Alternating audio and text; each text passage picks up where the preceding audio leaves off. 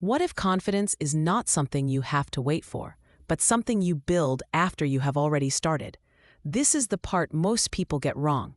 They believe confidence should arrive first, like a permission slip.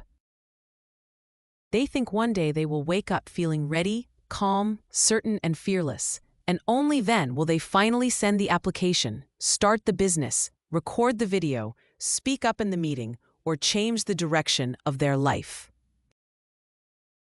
But real confidence rarely begins that way. Real confidence is not the beginning of the story.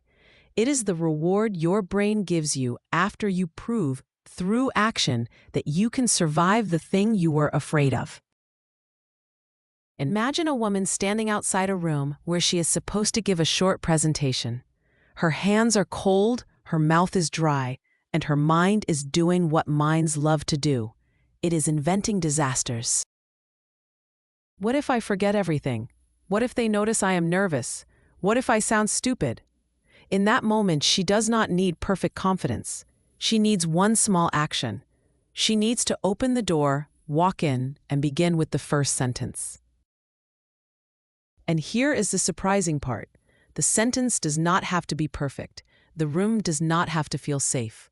Her fear does not have to disappear. Because confidence is not created by thinking about courage.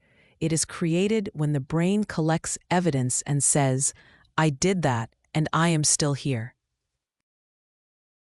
This is why affirmations can feel so empty when they are not connected to behavior. Telling yourself, I am confident, may sound nice, but if your daily actions keep proving the opposite, your brain will believe the evidence, not the sentence on the mirror. Your brain is not trying to be cruel. It is simply tracking what you repeatedly do. So the first confidence technique is this. Stop asking, how do I feel? And start asking, what promise can I keep today? Confidence grows when you become the kind of person who keeps small promises to herself. Not only when the mood is right, but especially when the mood is inconvenient. If you want to become more confident on camera, do not wait until you feel natural. Record 30 seconds today. If you want to become more confident with money, do not wait until your entire life is organized. Open your bank account and look at the numbers for 5 minutes. If you want to become more confident in a new skill, do not wait until the full course, the perfect notebook, or the magical Monday morning. Practice the first tiny piece. Your mood does not need to lead the plan. Your plan can lead your mood. And every time you follow through, even in a small way, you place one piece of evidence into your mind. One piece may not feel like much, but over time, evidence becomes identity. Now, if confidence is built through evidence, the next question is simple. How do you make that evidence visible? This is where many people sabotage themselves. They are making progress, but they cannot feel it. Then one hard afternoon happens, and the mind whispers, see, nothing is working. That is why the second confidence technique is tracking. Not obsessive tracking, not perfectionist tracking, just honest, visible proof that you are showing up. Think of it like a detective board for your future self. Every small action is a clue. Every completed step tells your brain, this person is changing. You are not tracking because you need to control every detail. You are tracking because your feelings are unreliable witnesses. Some days you will feel behind even when you are ahead. Some days you will feel like a failure even though you kept going. Data gives your brain something sturdier than emotion. For example, imagine someone trying to become healthier. If she only relies on how she feels, she may quit after one imperfect meal. But if she tracks her walks, water, meals, or workouts, she may notice something important. One difficult day did not erase 5 strong ones. One skipped workout did not destroy the pattern. One emotional evening did not cancel the identity she is building. The same principle works for learning, business, creativity, and leadership. If you want to write, track the days you wrote 1 paragraph. If you want to speak better, track the times you practiced out loud for 2 minutes. If you want to build a calmer life, track the moments you paused before reacting. The point is not to create a perfect chart. The point is to collect proof. But there is a hidden rule. The action you track must be small enough to repeat. Many people try to rebuild their whole life in one dramatic week. They set goals so large that their nervous system immediately panics. Then they fail, not because they are weak, but because the step was too heavy.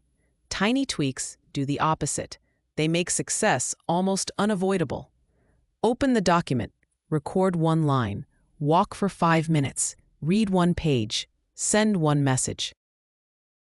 These actions may look almost too small, but they create the most important feeling in personal growth: momentum. Momentum turns effort into trust. When you check off one small step, your brain gets a quiet reward. It begins to think, maybe I am someone who follows through. And that sentence is stronger than any empty motivation quote because it is backed by proof. So instead of asking, how can I become a completely different person this week? Ask, what tiny action can I repeat today that gives my future self evidence?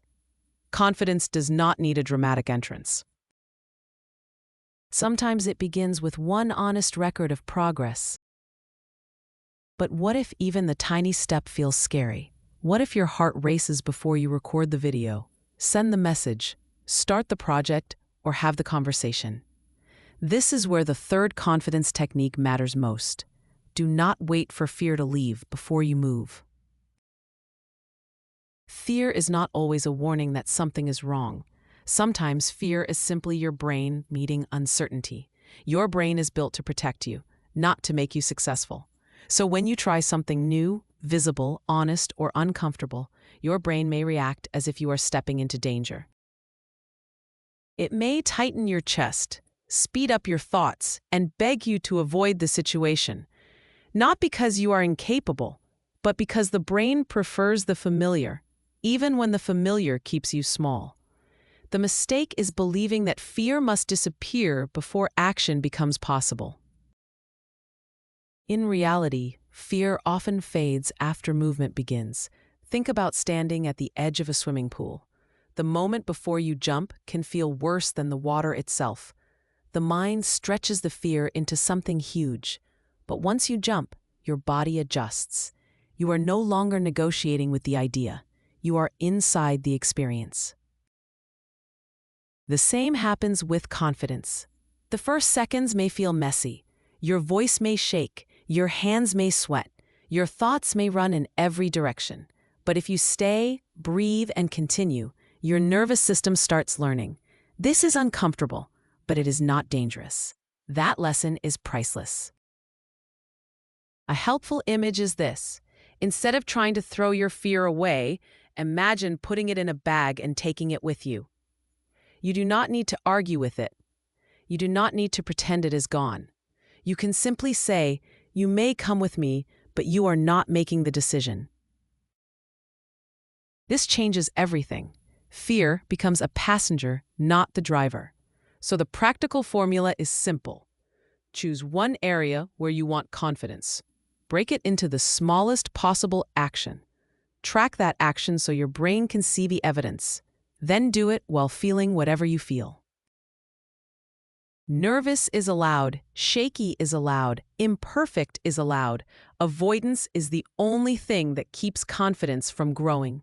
And over time, something beautiful happens. You do not become confident because life becomes easy. You become confident because your brain has seen you walk through hard moments and keep going. You stop needing perfect certainty. You stop waiting for a magical version of yourself. You start trusting the version of you who shows up scared, takes one step, and comes back tomorrow. That is the real secret. Confidence is not the absence of fear. Confidence is the memory of every time you moved with fear beside you and still chose your future.